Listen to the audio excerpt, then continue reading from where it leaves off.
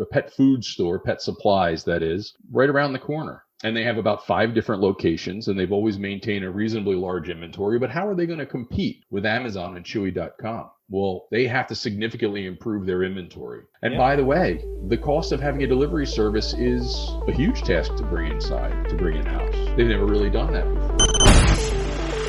Growing a business requires a holistic approach that extends beyond sales and marketing. This approach needs alignment among people, processes, and technologies. So if you're a business owner, operations, or finance leader looking to learn growth strategies from your peers and competitors, you're tuned into the right podcast. Welcome to the WBS Podcast, where scalable growth using business systems is our #1 priority. Now, here is your host, Sam Gupta. Hey everyone, welcome back to another episode of the WBS Podcast. I'm Sam Gupta, your host and principal consultant at digital transformation consulting firm Elevate IQ. Mobility can increase the efficiency significantly of your warehouse, from automating your data entry to voice-enabled picking. But how to plan for a mobility journey? Is it as simple as picking a bunch of barcode readers from the market and be mobile? Or do companies need to plan based on their size of the warehouse, ergonomics needs, and efficiency requirements? In today's episode, we have our guest, Chuck Coxhead from Procensis, who discusses warehouse mobility trends in the enterprise and SMB markets.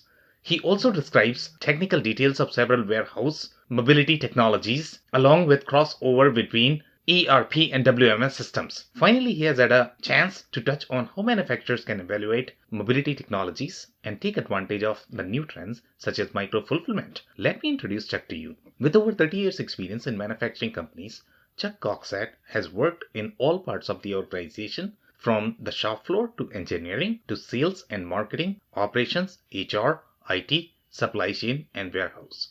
Chuck brings a unique cross-functional perspective to continuous improvement that began with his education and work as an industrial engineer and crossing over into numerous multi-billion-dollar sales wins and business turnaround success stories. With that, let's get to the conversation. Hey Chuck, welcome to the show. Hey Sam, it's so good to see you. Of course. So just to kick things off, do you want to start with your personal story and current focus? Yeah, sure. So I'm a 30-plus year manufacturing professional. I started out studying industrial engineering at Lehigh University, and I assumed just about every role in a manufacturing organization that you can. I've been a CNC programmer. I've worked on the shop floor. I've worked in warehouse, driven forklifts. I've been responsible for engineering, product design, operations, purchasing, finance, inventory planning, but I've spent an awful lot of my time in sales and marketing, which has really been the focus of my career for the past 20 years. So currently I'm working for Procensis, and we're really focused on mobilizing ERP and warehouse management systems for warehouse and distribution centers. There's a tremendous growth in e-commerce and warehousing and distribution, and there's just an incredible push to improve productivity, decrease the time it takes to do mundane data entry, and also improve accuracy, because on the other end of a missed package or a missed shipment is a very unhappy customer. Yep, and we are going to dig into all of that. But before we do that, there is one standard question that we ask all of our guests, and that is going to be your perspective on growth. So Chuck, when you think of growth, what does it mean to you? Honestly, Sam, I think growth is a double-edged sword. Yeah. It cuts both ways clearly. There are so many folks out there who fantasize about hockey stick growth. Yeah. And there are those who are content with just being flat and being fat, dumb, and happy. But honestly, it's really more about, can your growth match your business model? If the growth far outstrips your business model, the only thing you're going to lose is loyal customers. The only thing that's going to happen is you're going to end up being dissatisfied yourself. Your employees will be dissatisfied, and most importantly, your customers will be dissatisfied. So it's really important to understand who you are, what you can really do, and then grow accordingly. Now, if you want hockey stick growth, adjust your business model. But if you want a healthy organic growth that you can conquer in a very manageable fashion without terribly affecting your employees and your customers, because after all, the biggest challenge in any organization is change management. Well, then that's really what you want to target, is you want to target a nice, healthy, realistic growth. Okay, amazing. So obviously we are going to be talking about now mobilizing the warehouse and distribution centers. And we are going to be looking at what trends you are seeing at this point of time in the market. Are you satisfied with the manufacturers that you are working with?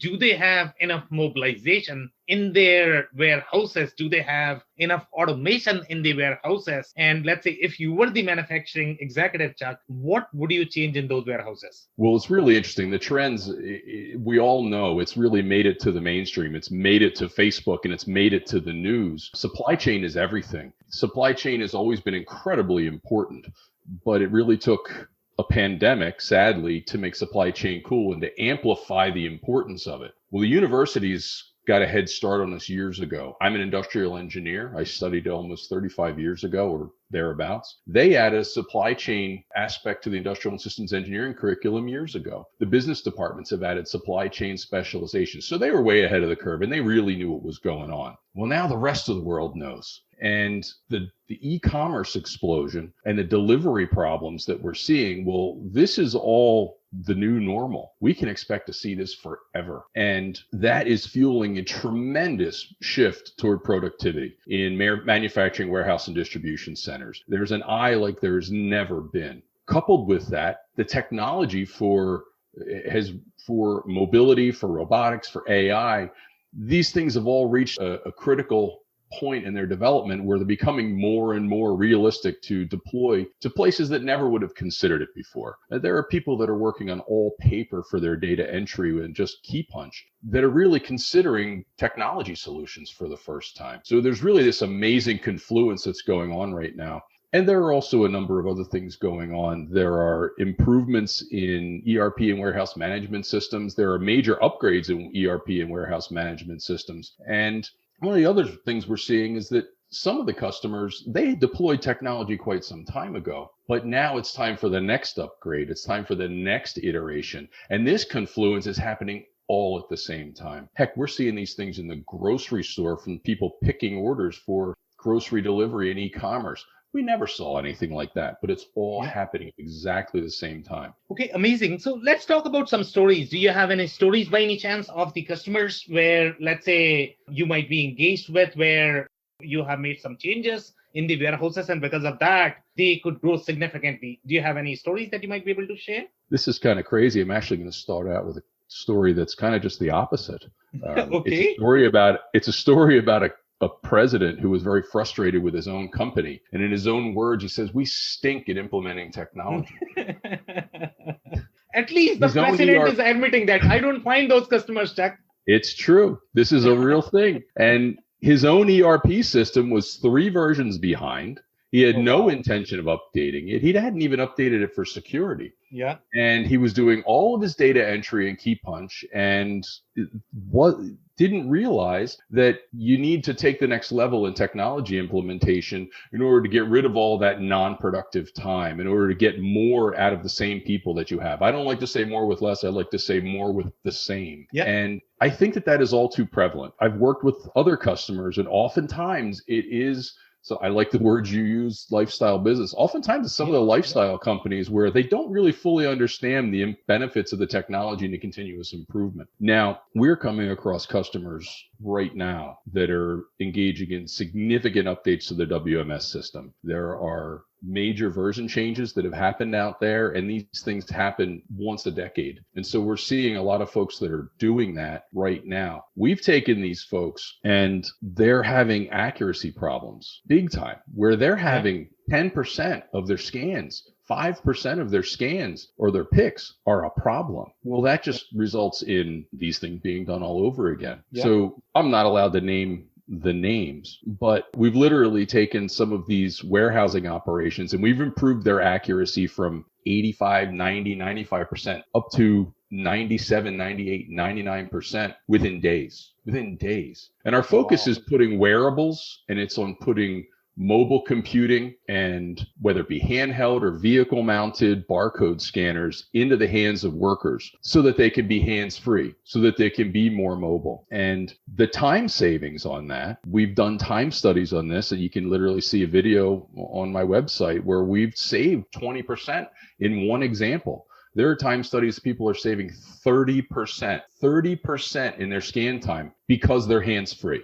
And now these are household brand names, e-commerce companies that that you have bought from, that everybody listening knows these brands, and they're making these moves now. Now they have a lot to consider. We're up against robotics. Robotics are cool. And they're also the stuff of sci-fi movies. Some of them aren't all that happy. Some of them are. But they have a lot to consider. Now, we have worked with some of the largest companies in the country, and they're all telling us the same thing. We really want to work with our people. We're more interested in human intelligence than artificial intelligence. Now, are there some companies that go that way? Absolutely. And their business models and their operations are designed for it.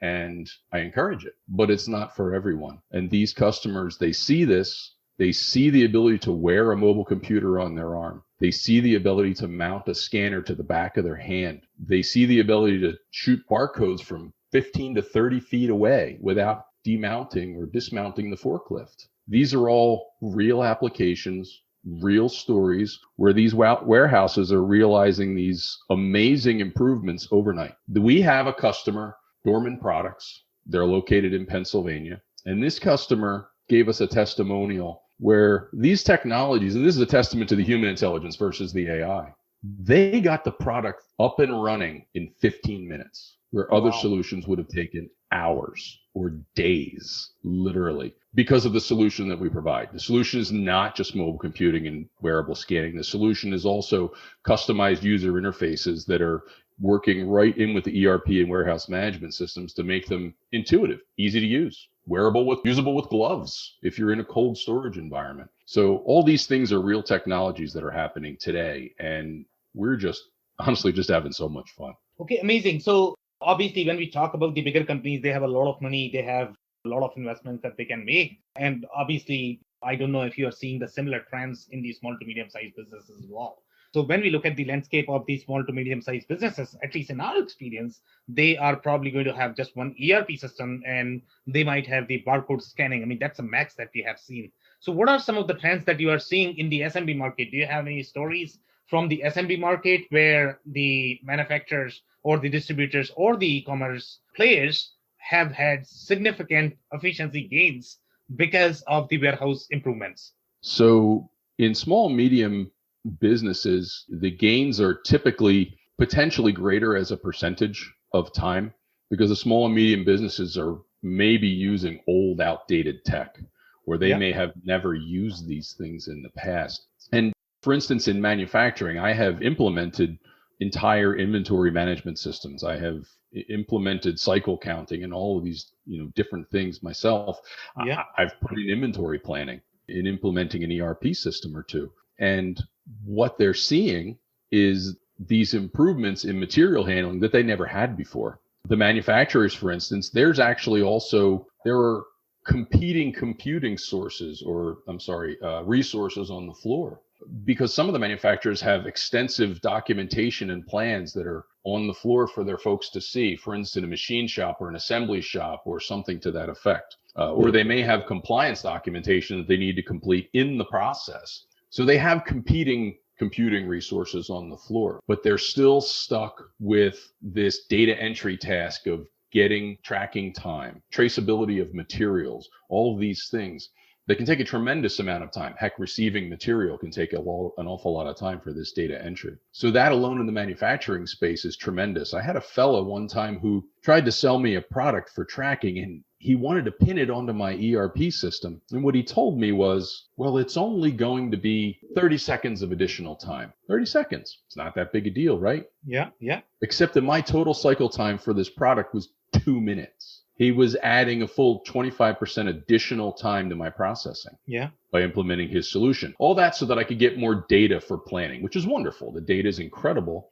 And what's been done with data structures and planning and forecasting and that sort of thing is just, the strides have been tremendous. But that barcode or the barcode reading and the time tracking and all that is such a tremendous part of the process that they've got to knock that out. They just have to knock it out. And they can't afford to carry product and travelers across the floor to get to terminals. They need to go mobile. They need to bring it to the worker. Well, manufacturing is done with your hands. So folks need to be hands-free whenever possible. So the ergonomics becomes tremendous. And there's also distractions. You're in a manufacturing environment and you're distracted, son, you're injured. So low distraction is really, really crucial. And for the small and medium businesses, it's even more so because their volumes are low. So their profit margins are potentially lower depending on the market they're in because they don't have the benefit of volume and tremendous investment in process improvement. So in these businesses, I'm thinking about manufacturing from my history, these improvements are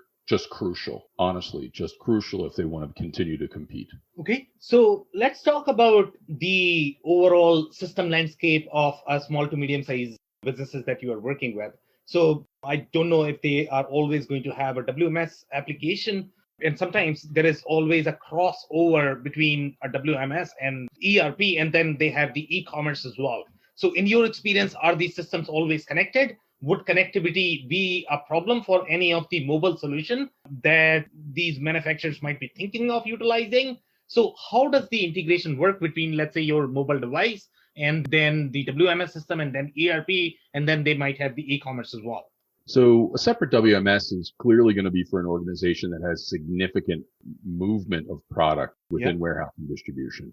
But for small, medium businesses, and I confess a lot of our customers are medium and large businesses, but I have a tremendous amount of experience in small and medium businesses for 30 years. And most of those folks are going to have the one system as opposed to a system that may consist of multiple parts that are integrated together. They're really going to be one. So in terms of connectivity, there's a big push to cloud computing and cloud systems. But there are still systems out there that are hosted inside that, although some of those self-hosted systems do operate in a browser, okay, but many of them don't. So the mobile technology really has to be able to address all of the different ERP and WMS systems. And that's done in a couple of ways. For all of the browser-based systems, whether it be self-hosted or whether it be a cloud-based system, that's really done with an industrial browser. This is not the kind of stuff that is done with Chrome. Browsers, consumer browsers operate asymmetrically, where data entry is really critical, order of operation and things like that, as well as connectivity. If you lose connectivity at your house and you're on your browser and you're on Facebook, no harm, no foul. Your video might hiccup if you happen to be watching videos. Okay. But if you're doing that in an enterprise and you're doing that mid-transaction, well, you're going to have a problem. So that really requires an industrial browser. The cool part about the industrial browsers, and in our case, we're working with Ivanti with their Velocity industrial browser product. These allow both browser HTML sessions, and they also allow Telnet sessions. Now, clearly, Telnet is not the kind of thing that is used out across the internet because it's not a secure protocol, but it's used inside for on-premises systems that aren't using an HTML interface. So they being the mobile computers, can connect with any system out there. And that is really what is required. That kind of diversity of connectivity, that kind of diversity of interface is required because we don't know what system we're going to come across. I'm dealing with a high jump customer. I'm dealing with SAP EWM customers. I'm dealing with Infor customers. I was on the phone with a guy working with ProShop. I've worked with E2 from ShopTech. So there are a myriad of systems. I'm working with somebody on Sage as well. Every one of those things has a different interface. So you really have to be able to adapt. And the industrial browser takes care of that. Okay, so tell us more about the industrial browser. And I'm not sure if I follow completely, and probably my audience is not very technical, right? So they are not going to understand this as well. So from their perspective, let's say if they want to understand what an industrial browser is and how it is going to impact them, can you tell more about that? Yeah, so the industrial browser, well, you can go out and download it. You won't get it to work. It's not designed for you to be able to type in addresses and go out and visit your favorite website.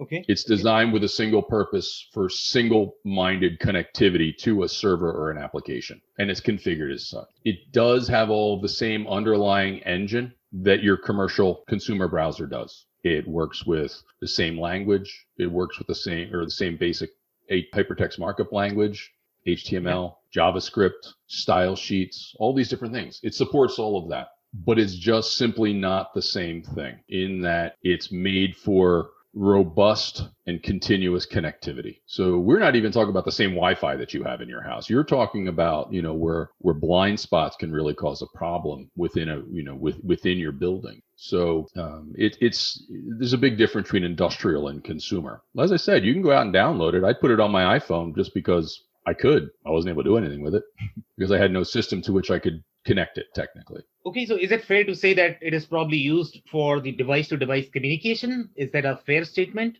Yes, it's device-to-device communication. So many devices to one host, if you will. Okay. They're all set up that way, but this one's very special purpose driven. Yep. So let's talk more about the mobility. So let's say if I have the small to medium sized manufacturer and I'm probably the executive of a small manufacturing company.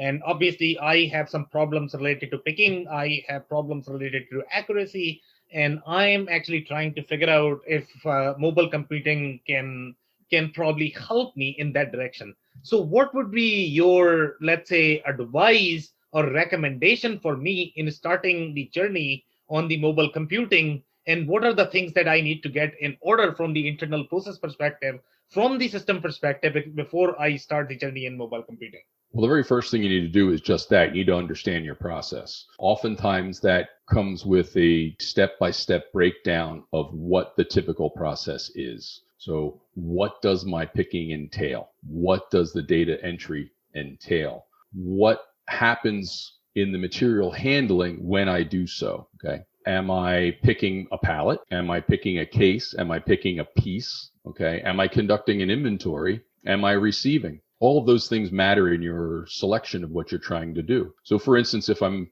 doing a pallet pick, I'm going to have a forklift more than likely, or a pallet jack, which means that hands-free is not necessarily a big problem, because a lot of the time, and it's very important for me to drive the forklift safely and not be distracted.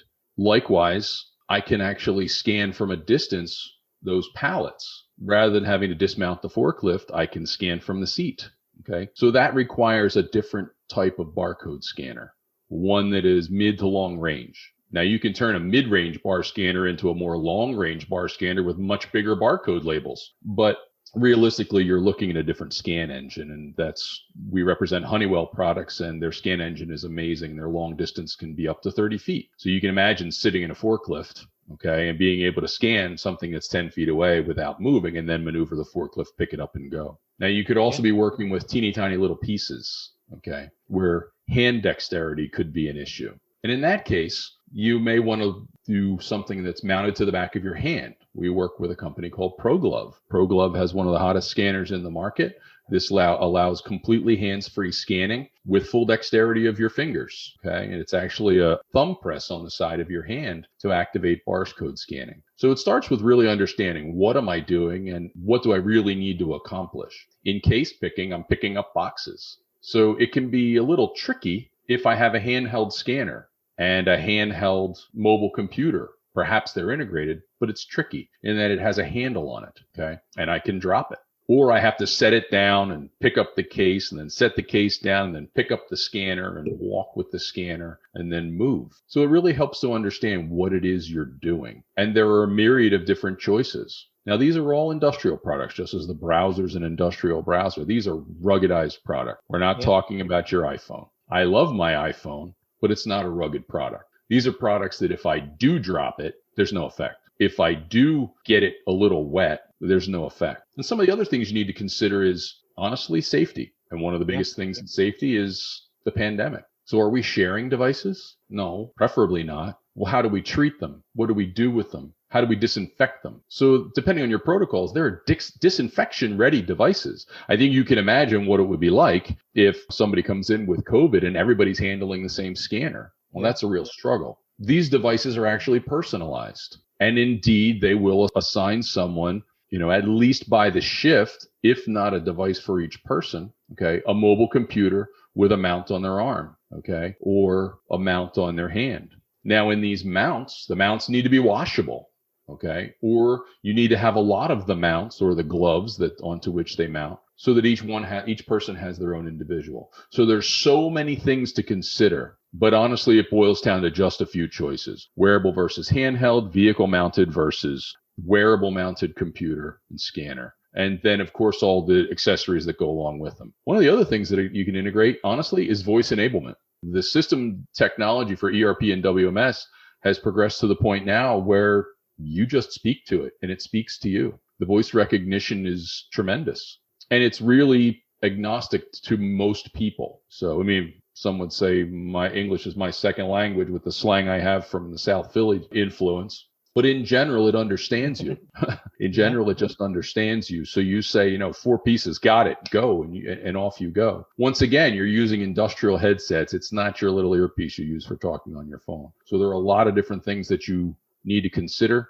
Hands-free, safety, pallet pick, case pick, individual pick, dexterity, all of these different things. And then we make recommendations. So let's make some recommendations here, right? So let's talk about some of the different industries that you are seeing in your experience. And let's say the warehouse size, that is also going to vary based on each of the sub-industry. For example, let's say if I go to some of these high volume e-commerce shops, maybe they have really large warehouses and maybe they need specific types of scanners. But when we go to, let's say, some of the food and beverage e-commerce players, they might not have as large warehouse and they might not even need the barcoding, or maybe they might not even need the scanning. So when you go from, let's say, sub-industry to the next, do you see any specific patterns where at some places a specific scanner is going to be used, at the other places the other type of scanners are going to be recommended? So talk about some patterns and trends that you are seeing across the industries and how they are using, and what would be your recommendation along those sub-industries? Well, I'm going to get one out of the way right now because we focus on the human element, but It's very possible that you could have automated storage and retrieval. Okay. It's a tremendous system. It has nothing to do with what we do. I remember working with my first automated storage retrieval when I was an undergrad in college decades ago. It's fascinating technology. The accuracy is amazing. The speed is amazing. It doesn't take a lot of labor to operate them, but the capital expenditure is tremendous. So is that within the realm of a small and medium business? It's highly unlikely. And it's also the stuff where there's a lot of volume, but with automated storage and retrieval, the mix doesn't matter. As long as everything fits in the bins, it's not really an issue. Okay. And then you have robotics, and robotics are cool, but product recognition is a complicating factor. If you have a very homogeneous design of product, if everything is in the same size box, a pick with a robotics is easy in the scheme of things. It's still expensive, okay, to implement capital expenditure, okay? But for the small, medium size, for the e-commerce, the diversity of their products is massive, simply massive. Okay. You mentioned food and beverage, interestingly enough. So most of the cases are similar size, similar shape. Okay. But they may be heavy. Okay. So that may or may not be the thing of robotics. And this is why the focus on the human element. Amazon has said that they are interested in robotics, but they're doubling down on the human worker for the foreseeable X number of years, by way of example. And again, there's just this massive, massive difference in all of the products that they do and that they handle. So for someone like that, by way of example, where you have everything from small products to large boxes, medium boxes, and everything in between, the kind of agility you derive from hands-free picking, where everything is wearable, is incredible. You literally can imagine, think about that person walking from part to part they have a computing resource on their arm. It tells them where to go next. It may even be telling them in their ear. They walk there. It tells them what bin to go to. It tells them what part to pick. They scan it. They pick it up. They've never lost the use of their fingers. They put it and they go. Now, someone who's particularly high volume like that might benefit from an automated guided vehicle. Because why have those people walk all the way across that large warehouse? Put it on an automated guided vehicle, send it home. Okay. Again, they're more expensive, capital expenditure, they're harder to implement. But that same thing applies to small and medium business. If you have a lot of different parts, if those parts are very small and you need dexterity, then a full wearable solution clearly makes the most sense. But there are other things in between. So you have vehicle mounted with a lot of forklifts, and you have the wearables. So again, it depends. And for food and beverage, okay, food and beverage, they're also fragile. There are spoilage issues. Food and beverage, you have to deal with cold. So are these devices suitable to work in -10 freezers? Yeah. I don't want to belittle the -95 degree or whatever the number is cryogenic cooling that has to go on with a COVID vaccine. That's a very specialized sort of distribution and transportation. But just in a food fridge walk-in, they can be -10 degrees on a regular basis. So you have to have these devices that are capable of doing that. And again, with the food, they're heavy cases. So it's probably best for me to be hands-free so that I can pull that case of chicken breasts or pizza sauce or cheese and take that to my customer. And by the way, I really need to get it right, because if they're expecting mozzarella cheese and you give them cheddar cheese, it's not going to be your favorite pizza. Right? Yeah, that's right. So do you have any other stories that you wanted to cover that you could not cover as part of this episode by any chance? So one of the great stories that I have is really about a rise in micro-fulfillment. Okay. So micro-fulfillment is an amazing newer trend that arises again out of e-commerce and convenience, and honestly from retail struggles as well. There are malls across America that are being turned into micro-fulfillment centers for local retailers. So those retailers can improve and increase their inventory level, and they can increase their diversity of their inventory and the product availability. And that inventory is co-located or stored closer to the point of delivery and the point of use. So this micro-fulfillment is an incredible trend. Now we're working with some customers in micro-fulfillment that are making amazing strides in office supplies and alcohol and food. And these folks really couldn't handle the kind of diversity that goes with that sort of fulfillment environment without the implementation of the technology. It would simply be too slow. It has to eliminate a significant amount of the cost. And that's how these retailers are going to survive. Again, you can imagine the pet store down the road. And I don't mean one of the big chains that have a distribution network. I mean, we have a pet store, a pet food store, pet supplies, that is, right around the corner. And they have about 5 different locations, and they've always maintained a reasonably large inventory. But how are they going to compete with Amazon and Chewy.com? Well, they have to significantly improve their inventory. And by the way, the cost of having a delivery service is a huge task to bring in-house. They've never really done that before. Well, the pandemic has amplified the need for delivery service. So a lot of us are familiar with DoorDash and Uber Eats and other applications like that. So you can imagine bringing more delivery drivers in the gig economy in to assist these retail workers. Well, this is real, Sam. And it's not just happening in the malls of America. It's happening in the cities. You have blighted buildings that are being repurposed into micro-fulfillment centers, small warehouses. And again, it's for e-commerce, but it's also for local retailers. And this trend is happening all over the country. Heck, it's happening all over the world in the countries where these things have really taken off. And that's a large majority of them. So these are some of the success stories out there and things that folks don't really think about. But this fulfillment and this warehousing and the use of the mobile tech, now it may not be the stuff of the local pet store around the corner where I like to get my dog food. But all of a sudden, these resources are available to mom and pop shops, people who have no concept of these things, yet they're going to be able to add these tremendous services. And micro-fulfillment could be the savior of retail. Okay, Chuck, that's it for today. Do you have any last-minute closing thoughts by any chance before we close? Yeah, I think the important thing that I'd really like folks to take away from this is that technology is not scary. There are a lot of longtime employees in this business that aren't comfortable with the technology. And again, change management is the hardest thing any of us have to go through as directors and executives of companies. But this technology is something that you use every day. I mean, even my grandmother is using a smartphone. So if my grandmother can do it, then some of these longtime employees can do it, because it truly is, in essence, it operates the same way, and it's very, very familiar. And honestly, the time is now. The time is now to work on your business, improve the technology in your business, and realize the savings and the benefits. Yeah, I could not agree more. And my personal takeaway from the conversation is going to be technology is probably always going to be scary. So the best thing that you can do is just embrace the technology and start today. So on that note, Chuck, I want to thank you for your time. This has been a fun conversation. Thank you, Sam. It's always a fun conversation with you, and I love listening to your podcast. I cannot thank our guests enough for coming on the show, for sharing their knowledge and journey. I always pick up learnings from our guests, and hopefully you learned something new today. If you want to learn more about Chuck, head over to Procensis.com. It's Procensis.com, or connect with Chuck on LinkedIn. Links and more information will also be available in the show notes. If anything in this podcast resonated with you and your business, you might want to check other related episodes, including the interview with Kevin Lawton from the New Warehouse podcast, who discusses why standardization plays a key role in inventory planning.